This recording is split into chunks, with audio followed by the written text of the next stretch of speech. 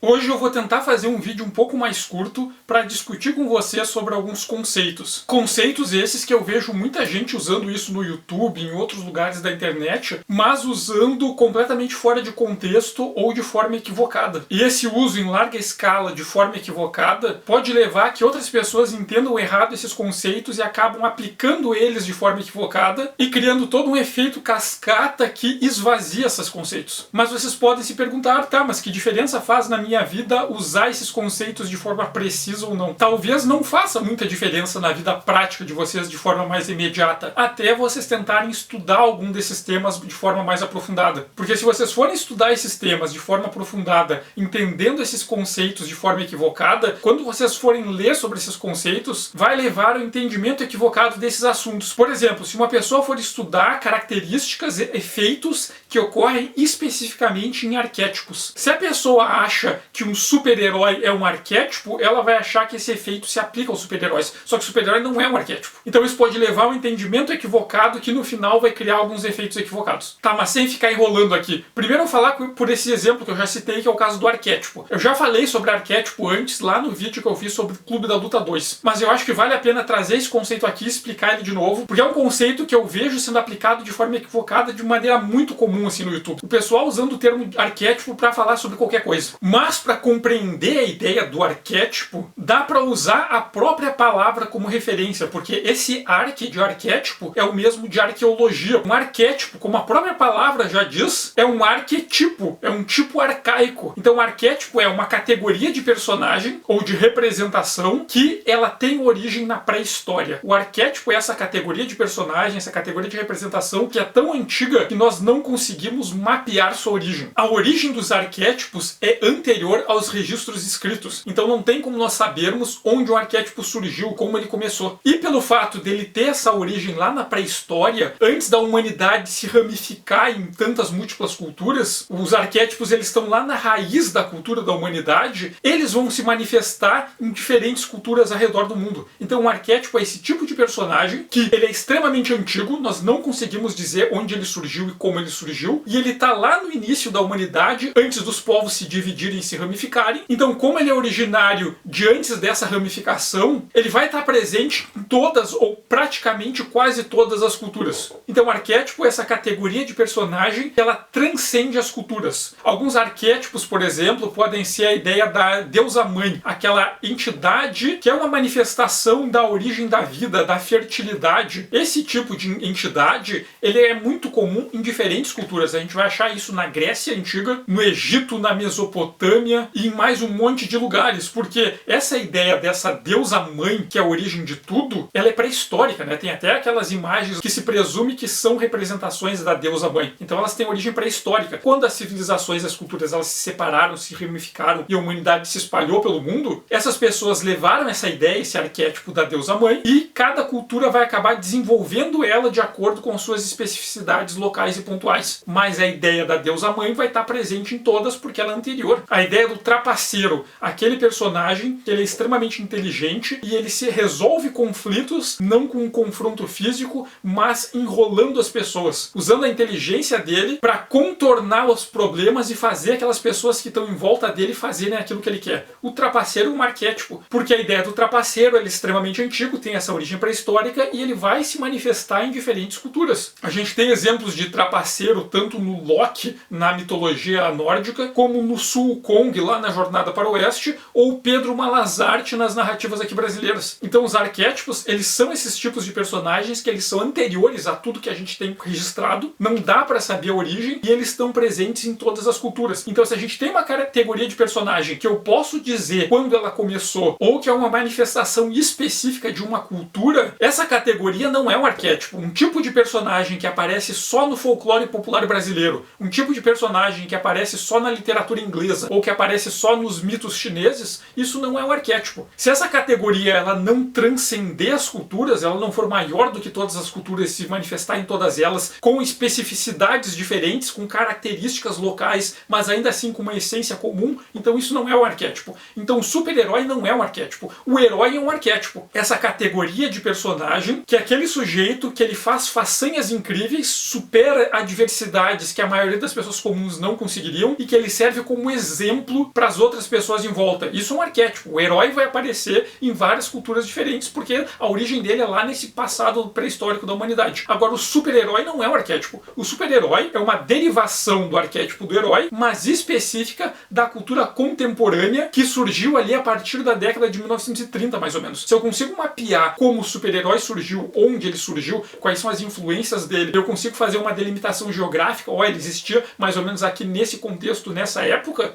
então isso não é um arquétipo, porque ele não transcende as culturas. Ele é uma categoria específica de uma cultura, mas não um arquétipo. Então é muito fácil de entender a ideia do arquétipo se nós lembrarmos da etimologia da palavra. O arquétipo é um tipo arcaico. Se não for arcaico, não é um arquétipo. Se eu posso explicar onde começou e como começou, não é um arquétipo. Se existe dentro de uma limitação geográfica ou temporal, existiu na cultura do país tal, do continente tal, a partir da época tal, do período tal até tal, então não é um arquétipo. O arquétipo ele está além das nossas capacidades de limitar ele. Essa categoria de personagem ou de manifestação, de representação ou de alegoria, que ela é maior do que nós, é maior do que a nossa capacidade de mapear ele de forma racional e consciente. É uma categoria que está no inconsciente da humanidade, como está no nosso inconsciente coletivo. Vai aparecer em todas as culturas de épocas diferentes, de lugares diferentes, porque a origem dele é muito mais antiga. É lá do início da construção da cultura humana. E como ele estava lá na base, quando a humanidade se separou e virou várias culturas,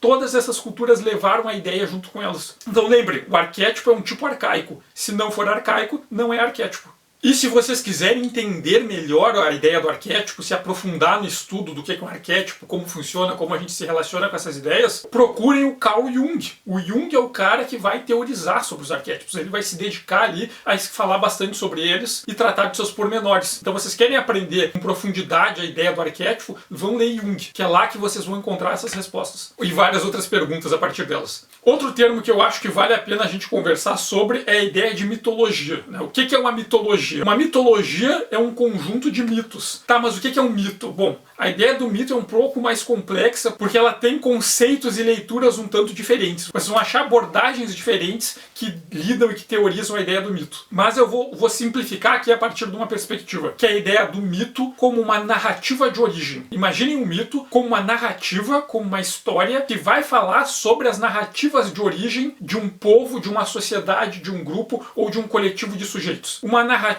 que fala sobre a origem do mundo. Uma narrativa que fala sobre a origem da humanidade. Uma narrativa que fala sobre a origem de alguma manifestação da natureza. Uma narrativa que fala sobre a origem de uma nação. Que fala sobre um antepassado comum de todos os membros de um povo. Que fala sobre o herói fundador de um povo. Essas histórias que são narrativas sobre origens de grupos sociais, de pessoas. E que diante dessa narrativa, essas pessoas que se veem como continuidade dela, reforçam os laços que elas têm entre elas. Então, sei lá, a história de como um herói fundou um povo, sei lá, Rômulo e Remo, como fundaram Roma. É uma narrativa de origem do povo romano, e quando os romanos se juntavam para contar essa história, eles reforçavam os laços que os romanos tinham entre eles, ao entender que todos eles são continuidade dessa história e que os não romanos não são continuidades dessa história. Então, essas narrativas de origem, elas reforçam a identidade cultural do povo. Só que tem teorias que falam que um mito ele só pode existir se existir junto com ele um rito. E um rito são conjuntos de práticas que são passadas de geração em geração e essas práticas são executadas por uma comunidade para contarem os seus mitos. E não só contarem esses mitos, mas enquanto eles contam os mitos através dos ritos, eles revivem esse mito. E eles recontam para eles próprios, eles contam para as próximas gerações e no ato de praticar o rito, eles estão também reforçando os vínculos que eles têm como comunidade. Para ajudar a entender melhor essa ideia, vamos falar sobre mitos cristãos. Quando eu fiz o vídeo do Hellboy, inclusive me xingaram lá nos comentários porque eu falei mitos cristãos. E a pessoa me xingou, mas a pessoa nem sabe o que é mito. Mas vamos pensar nessa ideia de mitos cristãos. A narrativa de que Jesus morreu crucificado e ressuscitou. E depois ascendeu aos céus. Isso é um mito cristão. Porque é uma história de origem do cristianismo. O cristianismo se forma a partir da ideia de Jesus como filho de Deus, ele ter morrido, ressuscitado e ascendido aos céus. Então é uma narrativa que conta sobre as origens da cultura cristã. E os cristãos, eles vão se reconhecer. Se tu pegar um cristão daqui do Brasil ou do outro lado do mundo, eles vão ter em comum o quê? O imaginário dessa narrativa. Eles todos vão se reconhecer como a origem do cristianismo está está vinculado com essa narrativa. Essa é uma das narrativas que, junto com outras, funda a cultura cristã. E o fato disso ser um mito independe de ser verdade ou não ser verdade.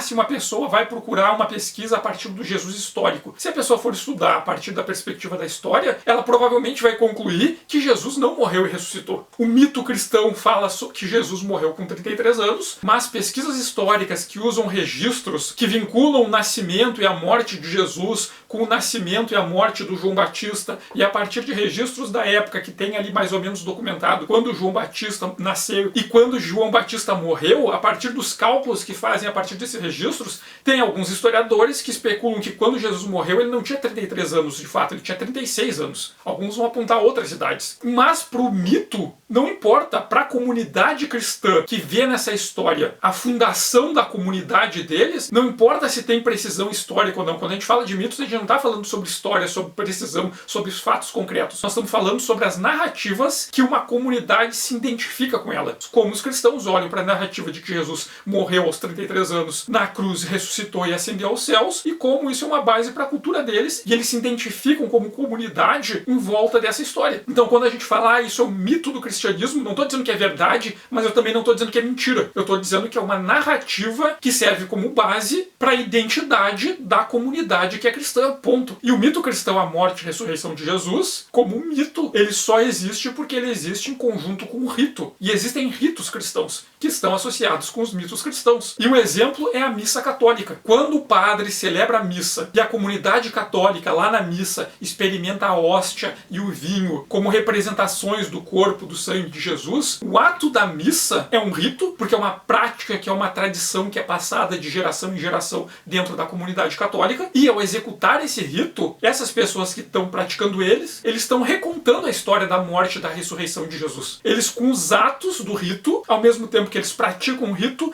é uma forma deles recontarem o mito. E não só recontarem o mito, como é uma forma deles vivenciarem o mito. Ao participar da missa católica, o católico ele está contando a história da morte e da ressurreição de Jesus, e ele está vivenciando a história da morte e da ressurreição de Jesus. E quando os católicos fazem isso em conjunto, eles estão reforçando os vínculos deles como comunidade. Os católicos estão juntos, recontando aquela história da origem deles, das bases culturais deles, e nisso eles se identificam como comunidade. Eles ali participando daquilo fazem parte de uma mesma cultura, fazem parte de um mesmo grupo. Então eles são mais próximos e são iguais. Então a prática do rito é a forma da comunidade contar uma narrativa e ao mesmo tempo vivenciar essa narrativa e reforçar seus vínculos como comunidade, como cultura. Então, voltando à ideia da mitologia, o que é o conjunto de mitos, e os mitos são essas narrativas de fundação que existem junto com ritos. E por isso que existe a ideia de mitologias de diferentes culturas. Cada cultura vai ter a sua narrativa de origem. E vão ter os seus ritos que eles usam para contar essas narrativas de origem e para vivenciar essas narrativas de origem. E se reforçar como comunidade, como cultura. Então existe mitologia cristã, existe mitologia grega, existe mitologia nórdica, mitologia shintoísta. Tá, mas dá para falar em mitologia em relação à arte? Bom, tem obras de arte que são representações das mitologias. Tem obras que eram obras religiosas, devocionais, que estavam relacionadas com a mitologia, que na época que foram criadas não são arte, e hoje nós pegamos essas obras, tiramos de contexto e vemos nela arte. Por exemplo, a estátua de Atena lá do Partenon. A estátua de Atena do Partenon não era uma obra de arte, era uma imagem devocional. Os gregos fizeram elas lá para rezar. Nós hoje olhamos para aquela estátua e pensamos, isso aqui é arte. Mas para eles não, para eles aquilo era um objeto devocional, era um objeto ligado à religião deles. Para eles executarem os ritos, e ao executarem esses ritos juntos com a estátua de Atena do Partenon, eles reviverem os mitos e reforçarem os vínculos deles como comunidade. Tá, mas se a gente falar na arte e na ficção, é possível falar em mitologia de O Senhor dos Anéis? Bom, daí depende. Porque o que tem no Senhor dos Anéis não é exatamente uma mitologia, mas a gente pode dizer que o Senhor dos Anéis tem uma representação de mitologia. Se a gente for lá dentro da diegese lá do Senhor dos Anéis, nós vamos achar várias narrativas de fundação, que os personagens de Senhor dos Anéis, eles acreditam que essas são as narrativas de fundação da cultura deles. E eles têm vários ritos através dos quais eles contam essas narrativas e eles vivenciam essas narrativas. Quando os reis de Arnor e Gondor falam que eles são descendentes de Elendil o Alto, e Elendil o Alto e seus filhos vieram da ilha de Númenor, e os reis da ilha de Númenor eram descendentes do Elros, o irmão do Elrond, que escolheu ser humano. E o Elros e o Elrond, eles eram meio elfos, e a linhagem deles leva até ao Earendil, que foi o sujeito que pegou a última Silmaril, atravessou o mar e convenceu os Valar a irem à Terra-média para ajudar na luta contra o Morgoth, e depois ele foi colocado com o barco dele no céu, e quando eles olham para o céu, a estrela mais brilhante que eles veem, eles chamam de a estrela de Earendil, porque é o Earendil e a esposa dele no barco, levando ali a última Silmarillion no céu. Pô, isso é toda uma narrativa de origem, um mito fundacional dos personagens da história. E eles têm vários ritos para contar e experienciar essa história. Só que essa mitologia, ela existe dentro da diegese. Não tem nenhuma pessoa de verdade que acredita nisso, que acha que o mito da estrela de Earendil é o mito da fundação da cultura dela, do povo dela e dos antepassados dela. Mas para os personagens da história, eles acreditam nisso. Então o que a gente tem no Senhor dos Anéis? Não tem uma mitologia propriamente dita, mas tem uma representação de mitologia. Dentro da diegese, os personagens têm sua mitologia própria. Então tem uma representação de mitologia dentro da diegese, que não é uma mitologia de fato, mas ainda assim é uma simulação interna dentro da narrativa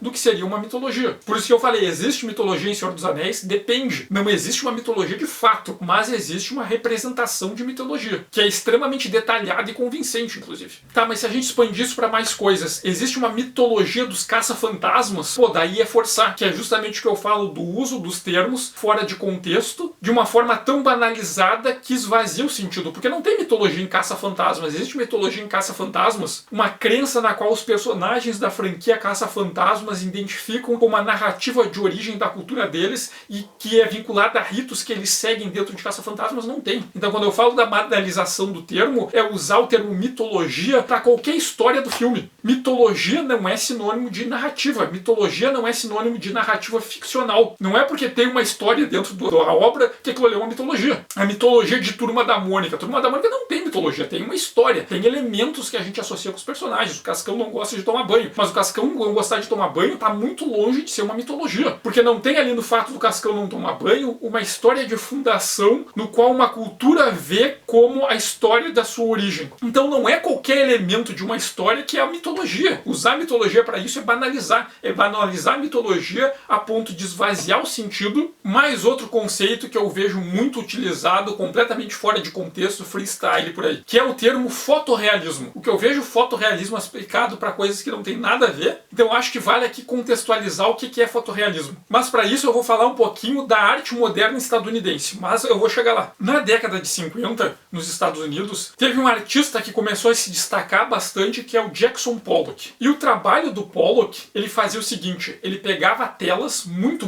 grandes, às vezes o tamanho de paredes inteiras. Como era muito grande, para ser mais fácil de trabalhar, ele estendia a tela no chão, ele não botava um cavalete, não armava ela, ele largava no chão e subia em cima da tela. E ele pintava, e para pintar ele usava tinta que era feita para pintar automóveis, porque é uma tinta que é mais líquida, ela escorre mais. Ele pegava o balde de tinta, pegava os pincéis e ele ia caminhando por cima da tela, pintando a partir dos gestos e os movimentos dele. E ele criava imagens que eram abstratas, eram linhas, manchas, muitas vezes espirros de tinta, porque ele pegava o pincel e jogava aquilo ali com força, e eram traços de tinta que marcavam muito o movimento dele. Dá para se notar a partir dali de como os traços dele são executados sobre essa tela, o ângulo e a força mais ou menos do movimento, porque ele fazia aquilo com força, ele jogava, dava pinceladas com força, com ângulos e movimentos diferentes. E eram pinturas que eram completamente abstratas. E aqui eu acho que vale definir um pouquinho o que é abstrato, né? Porque representação é quando nós criamos imagens, formas ou outro tipo de manifestação com a ideia de significar algo que está ausente, né? Eu quero falar de um gato, eu não vou te mostrar um gato aqui, não tem um gato ao vivo, o que eu faço? Eu posso desenhar um gato e te mostrar o desenho desse gato. Ou seja, aquele desenho ali não é um gato de verdade, mas nós temos uma combinação que aquele desenho ali significa um gato que não está presente. Então a representação é uma forma que significa algo que não está presente ali no momento. E quando a gente faz representação, a gente pode ser uma representação mais naturalista, que é uma representação que é muito medida a partir da similaridade daquilo que tu quer representar. Eu vou desenhar um gato, mas o desenho que eu vou fazer do gato é muito parecido com um gato de verdade, porque eu quero que tu entenda o que é um gato a partir da semelhança. Então isso é uma tendência naturalista. É a representação ser executada de uma forma que ela fique o mais parecida possível com aquilo que está sendo representado. Mas se pode fazer uma representação que é mais abstracionista. E a representação abstracionista é aquela que vai no sentido oposto. O que está representando não precisa ser parecido com o que está sendo representado. Eu posso posso desenhar um gato só com círculos e olhos feitos de pontinho e uma boca que é um risquinho. Pô, aquilo ali não parece com um gato de verdade, mas existem códigos para representar um gato. Sei lá, Hello Kitty. A Hello Kitty não parece um gato de verdade, mas tem uma convenção de que aquela representação da Hello Kitty remete a um gato. Então, uma representação ela pode ser mais naturalista ou pode ser mais naturalista. E tem toda uma variação ali entre esses dois extremos. Só que, além do abstracionismo, que é essa representação que não se preocupa com a semelhança daquilo que está sendo representado, dá para se desapegar completamente dessa lógica de representação e criar formas que são pura abstração. E a abstração é uma forma que ela não representa nada, ela não significa nada. Ela não é nada além dela própria. Por exemplo, eu posso fazer um desenho de uma paisagem e fazer um círculo. E esse círculo, ele representar o sol dentro daquela paisagem que eu desenhei. O círculo como sol é uma representação abstracionista, porque o sol não é um círculo feito de grafite. Mas tem uma convenção de que um círculo pode ressignificar o sol. Mas eu também posso simplesmente desenhar um círculo fora de contexto. E esse círculo, ele não significa o sol, não significa nada além dele próprio. Esse círculo é só um círculo. Eu posso fazer um risco que não remete a nada, que não significa nada. Claro que o observador pode olhar e pode projetar coisas do imaginário dele naquele risco, naquele círculo. Mas a intenção original é que aquilo não represente nada. O círculo que é só um círculo, o risco que é só um risco. Isso é uma imagem abstrata. É uma imagem que ela não significa algo que está ausente. Ela significa só ela própria. E as pinturas do Pollock são arte abstrata. É uma arte que são aqueles riscos e aquelas manchas de tinta e elas não estão representando nada. Aqueles riscos e aquelas manchas, elas não significam algo além do risco e da mancha. E a arte abstrata, se lê ela a partir dos seus critérios formais que são ali óbvios. Olha só, são riscos. O quanto eu posso me relacionar com esses riscos e com essas manchas. Esses riscos e essas manchas podem causar algum efeito em mim. Riscos e manchas que não significam nada podem ser bonitos ou feios. Daí tem todo um monte de especulação que não nos convém agora. Mas a arte do Pollock era abstração. Eram essas manchas, riscos, numa tela enorme, que não significa nada além de manchas e riscos. E a partir daí vai entrar na história um crítico de arte que vai ser bem renomado nos Estados Unidos, que era o Clement Greenberg. E o Clement Greenberg, ele vai encontrar o Pollock e outros artistas que trabalhavam com esses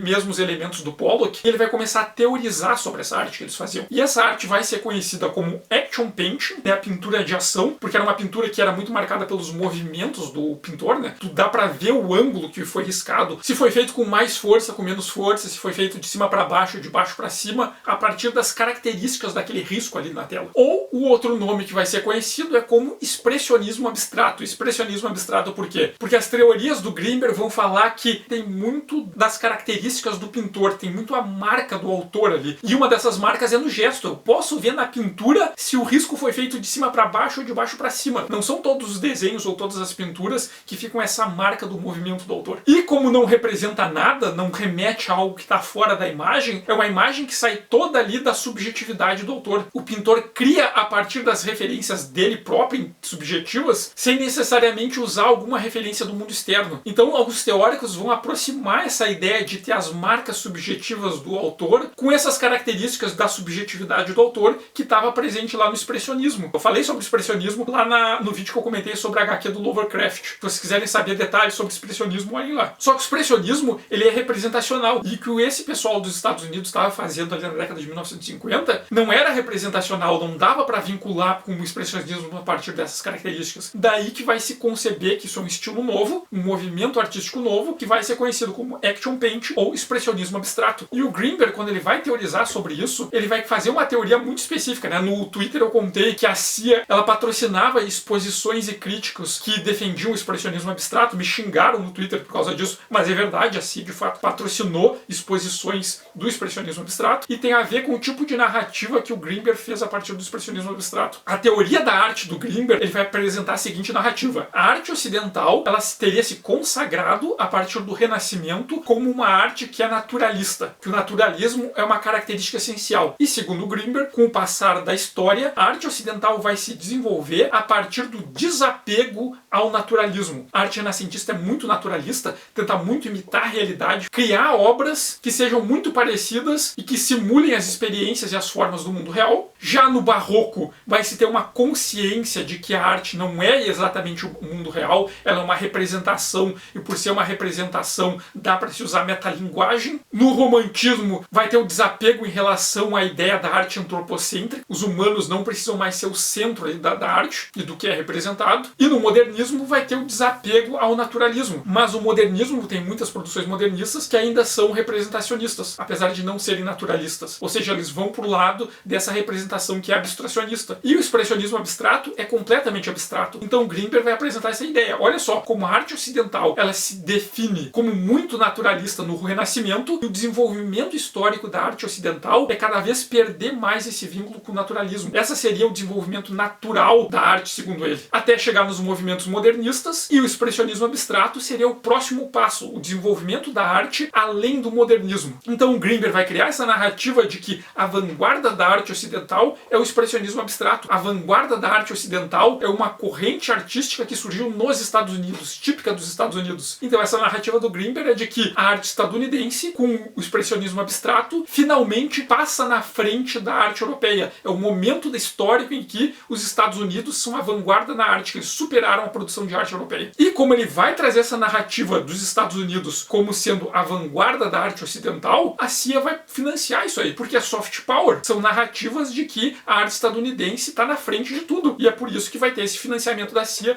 para ajudar a fazer exposições de arte, ajudar os críticos que defendiam o expressionismo abstrato, para levar a narrativa do expressionismo abstrato como vanguarda da arte ocidental adiante. Porque isso era fortalecimento do soft power estadunidense. Só que o Grimberg ele vai começar a repetir essa teoria dele por aí, vai virar uma corrente, uma teoria artística muito forte nos Estados Unidos, e vários artistas vão se incomodar, porque o Grimberg vai tentar convencer de que essa narrativa dele é a verdadeira, de que a arte superior é o expressionismo abstrato. E pro próprio Grimberg construir essa narrativa, ele tem que manipular a história, porque para isso dar certo, ele tem que fingir que o surrealismo não existe, porque o surrealismo estava sendo feito ao mesmo tempo que o expressionismo abstrato, e o Grimberg simplesmente omite o surrealismo da versão dele da história. Por isso que eu falo pra vocês, né, não acreditem quando artistas ou críticos muito engajados a uma corrente tentam dizer o que é arte, porque a narrativa deles é que a arte é o lado deles, e a arte que os concorrentes estão produzindo, eles excluem dessa narrativa, dessa definição de o que é arte. Então o Grimberg faz isso, ele faz de conta que o surrealismo não existe, ele faz de conta que outras produções não existem, para essa versão dele de que o expressionismo abstrato é a vanguarda dar certo. Mas vários artistas eles vão começar a tentar demonstrar como o Grimberg estava errado. E uma dessas correntes que vai nascer para tentar provar que a narrativa do Grimberg é falsa é o minimalismo. O minimalismo é uma arte que ela é produzida a partir da abstração, só que ele vai contra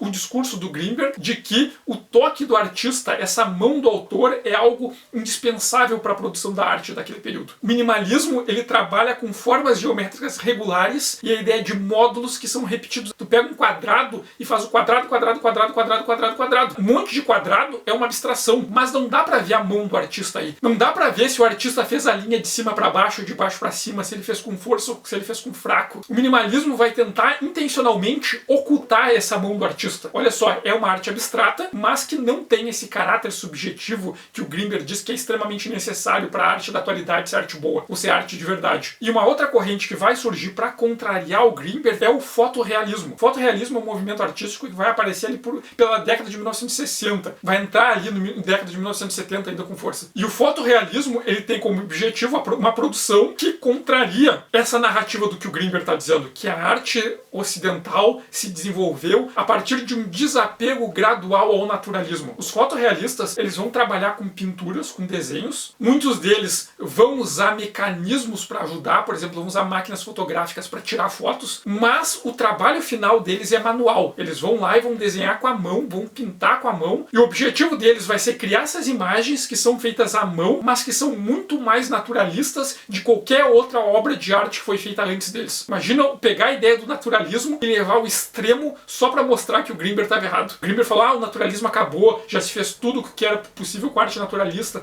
não tem mais como explorar isso. O pessoal do fotorrealismo vai dizer, não, tem sim, nós vamos te mostrar que tem. Então eles vão pegar essas imagens e vão pintar, fazer esses desenhos que são feitos à mão, mas são extremamente precisos, que têm como objetivo parecerem fotografias. Então a ideia é de fazer um desenho, fazer uma pintura que, se tu der para uma pessoa que não viu como essa pintura foi feita, uma pintura que foi feita à mão, com um pincel, que foi desenhada a lápis, essa pessoa vai achar que é uma foto. Então imagina tu pegar e fazer uma pintura, fazer um desenho que é tão naturalista que quem observa não sabe dizer se aquilo é ou não é uma foto. Então esse é o objetivo do fotorrealismo. O fotorrealismo vai ser essa arte que vai tentar mostrar que o naturalismo ainda não tinha morrido. Porque o naturalismo, apesar de ter iniciado lá no Renascimento, ele ainda não tinha atingido o potencial dele. Ainda era possível desenvolver mais a arte naturalista e ser mais naturalista do que ela já jamais foi. Então a arte fotorrealista é esse movimento artístico que aconteceu ali nas décadas de 1960 e 1970, que tentava ser naturalista com uma precisão tão incrível para simular a imagem fotográfica. E o fotorrealismo, inclusive, ele teve um manifesto. Os fundadores do fotorrealismo fizeram um manifesto com regras sobre o que deveria ser o fotorrealismo. E tem uma delas que é tão exagerada que diz que para ser fotorrealista, o artista ele teria que ter começado a trabalhar com fotorrealismo antes de 1972. Se fosse fazer fotorrealismo depois de 1972, não era fotorrealista de verdade. Bom, isso eu acho exagero. Eu acredito que é possível ser fotorrealista depois de 1972. É possível ser fotorrealista hoje, inclusive. Mas para tu ser fotorrealista, tu tem que estar dentro das premissas do fotorrealismo, que é gerar essas imagens, que até podem usar ferramentas como auxílio, mas que elas são executadas na versão final ali manualmente, e ela tem a intenção de criar essas imagens que se confundem com a imagem fotográfica. Eu vou fazer um desenho que quem vai ver não vai saber se aquilo é foto ou não é foto. A pessoa vai ficar na dúvida, porque vai ser muito parecido com uma imagem fotográfica. Isso é o fotorrealismo. Mas é um termo também que às vezes eu uso as pessoas usando fotorrealismo de forma banalizada. Qualquer imagem de tendência naturalista chamarem de fotorrealismo. Se aquilo não foi feito com a intenção e com a técnica para simular uma fotografia, para tentar confundir o observador que aquilo é uma fotografia, então aquilo não é fotorrealismo, porque as convenções do fotorrealismo, a proposta do fotorrealismo é essa, é provar que a arte naturalista ainda tinha potencial, ainda tinha coisa a ser desenvolvida a partir da prática manual que simula uma imagem fotográfica. Então nem toda imagem naturalista é fotorrealista. E também tem uma coisa que vai surgir depois do fotorrealismo, que também é parecido e às vezes o pessoal mistura, mas que não é a mesma coisa, que é o hiperrealismo. O hiperrealismo é um movimento que vai surgir na arte contemporânea, que ele é posterior ao fotorrealismo, que é essa tradição de produzir obras de arte que simulam a experiência do mundo real ao ponto de confundir o observador, dele ficar na dúvida se aquilo é uma imagem real ou se aquilo é uma imagem fabricada. Por exemplo, fazer esculturas que parecem uma pessoa, que se tu olha de longe, aquilo parece uma pessoa de verdade. Tu fica na dúvida, aquilo ali é uma pessoa ou não, de tão similar que é. É um naturalismo num nível extremo para criar representações que são exatamente iguais àquilo que são representadas. Imagina fazer uma escultura de um gato que tu olha e tu acha que é um gato. E daí tu vai ter que ir lá e cutucar para perceber que não é um gato, porque visualmente é exatamente igual a um gato. A mesma forma, a mesma proporção, a mesma textura. Então é esse naturalismo que chega a confundir os sentidos. Isso é o hiperrealismo. Vamos falar sobre videogame. The Last of Us. The Last of Us não é fotorrealista, porque em nenhum momento The Last of Us tenta simular a experiência da imagem fotográfica. Ele não tenta criar imagens que tu vai ficar na dúvida se aquilo é uma foto ou não, porque tu sabe que aquilo não é uma foto. Nem tenta fingir uma foto. Não tenta criar a experiência da imagem da foto e todos os códigos da mídia fotografia. The Last of Us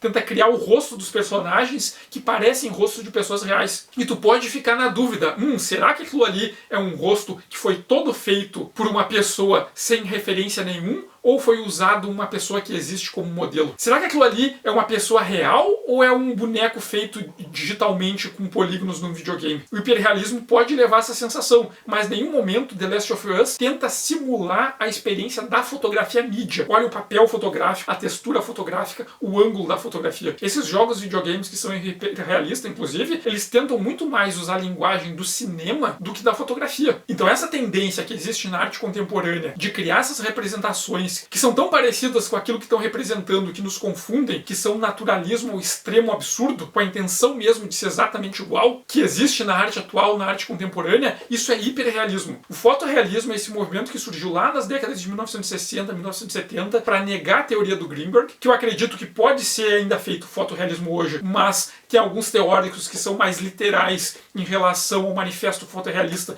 diz que não, que depois de 1972 ninguém pode ser fotorrealista. Para mim isso já é demais, né? Porque isso é o quê? Eram os fotorrealistas originais tentando criar um grupinho ali para só eles serem reconhecidos e os novatos não. Então tem uma coisa ali de formação de elite, ali, de panelinha. Mas o estilo fotorrealista, ele tenta simular a experiência da imagem fotográfica, as características da mídia fotografia. É tu olhar e pensar, será que isso é uma fotografia ou será que isso não é uma fotografia? O hiperrealismo é, será que isso aqui que está na imagem existe de verdade ou é completamente fictício? Então tem uma diferença aí. São conceitos e tradições de artes diferentes, né? Apesar do hiperrealismo ele ter surgido como um desenvolvimento do fotorrealismo, ele não é a mesma coisa que o fotorrealismo. Bom, por hoje era isso. Eu queria discutir, né, alguns conceitos com vocês, que é justamente para dar uma melhor compreensão e poder qualificar o debate, né, para quando ler alguma coisa, alguma teoria, ser mais fácil de entender o que está sendo debatido ali de fato e poder diminuir as confusões e os equívocos em relação a esses conceitos. Eu disse que ia fazer um vídeo mais curto, mas acho que acabou não sendo um vídeo mais curto. Bom, eu agradeço quem assistiu até aqui, agradeço principalmente os apoiadores. Eu já contei isso, eu sempre falo que os apoiadores que sustentam esse canal. O canal é possível de manter porque tem o pessoal que apoia, inclusive quem não conhece, eu convido para dar uma passada lá na página do Ilha Kaiju no Apoia-se. Quem quiser fazer alguma doação livre para ajudar na manutenção do canal, tem o Pix do canal aqui na descrição do vídeo. Eu agradeço muito a quem assistiu até aqui. Peço que quem puder aperte no gostei. Se vocês não gostaram, pode apertar no não gostei também. Quem quiser compartilhar com os amigos, inimigos, aliados e rivais, eu fico muito agradecido. Sintam-se livres para comentar aqui. Se vocês quiserem fazer igual a pessoa que me xingou lá no vídeo do Hellboy, porque eu disse mitologia cristã, pode me xingar aqui nos comentários. E obrigado e até o próximo vídeo.